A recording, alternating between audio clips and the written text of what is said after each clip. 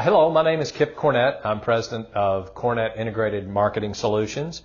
I think that the long-term benefits for the World Equestrian Game, I think there's several different opportunities. And I think the first opportunity is if you look at cities that, one city that we're compared to a lot is Austin, Texas. And, where that comes into play is where the World Equestrian Games come into play is if you think about one of the defining moments for Austin, Texas, is their whole South by Southwest festival that goes on, and started off kind of as a small idea and is now one of the ways that Austin is defined. Well, we actually have the benefit of something that is very large in the World Equestrian Games. I'm sure South by Southwest started out with a few thousand folks, or maybe even a few hundred folks and a couple of films.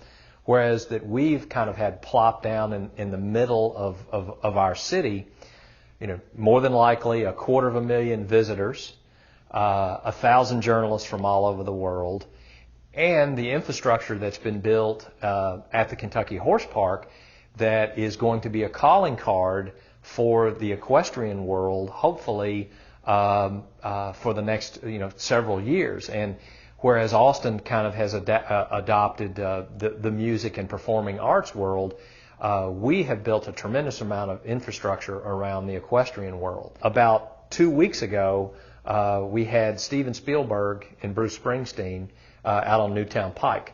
And they weren't doing a movie, and they were not doing a concert. They were here for the equestrian world. And bringing those type of people to your community, and not for a couple of hours, but for a couple of days, has lasting impact. They become ambassadors for your city.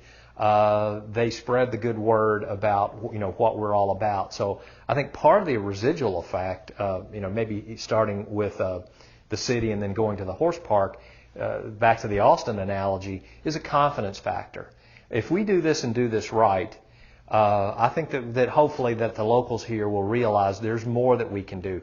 What do we take on next? We prove to ourselves, which I think is very important, and then we prove to the world that we could pull off a world-class event, have a great time while we're doing it, and again, it's like, what's next? What else do we want to tackle? So I think there's that intangible for the locals, that it's just a confidence factor of other type of activities that could be equestrian related or could not be equestrian related. But if we throw a tremendous 17-day celebration and a world-class event, I think that the attitude coming out of it should be, okay, now what's next? What's next for Lexington? In terms of the local business community getting involved, I think I've talked a lot about individuals and inviting Uncle Harry from Chicago and being nice to tourists, but the business community is obviously every bit as important as individuals. And there's a number of ways that businesses can get involved, and I think it ranges from when we were first looking at kind of some of the communications that we wanted to send out to the business community, is there's so many different ways that you can get engaged, from something that is no cost, something that's low cost, or as much as that you want to invest. It kind of depends on what your scope and what you hope to accomplish. But I think for the businesses, and we've seen a lot of businesses already step up because of the success of the Spotlight Lexington Festival, which is, I think, something that is really a very, very, very, very important part of our hospitality element here. We've had a lot of businesses that have stepped up and have actually sponsored the festival, and through cash or in-kind contributions, or also volunteers as well. I think that it's going to be kind of that piece that our guests from out of town are hopefully going to go back and brag about, because for the first time in Lexington's history, we're going to have 17 straight days of entertainment, free entertainment. And the reason that we're able to do that, and we're not doing it with taxpayers' dollars, it's businesses that have stepped up and have done that. I don't think that there's anything that's more of a team-building exercise than working together to welcome people to your city.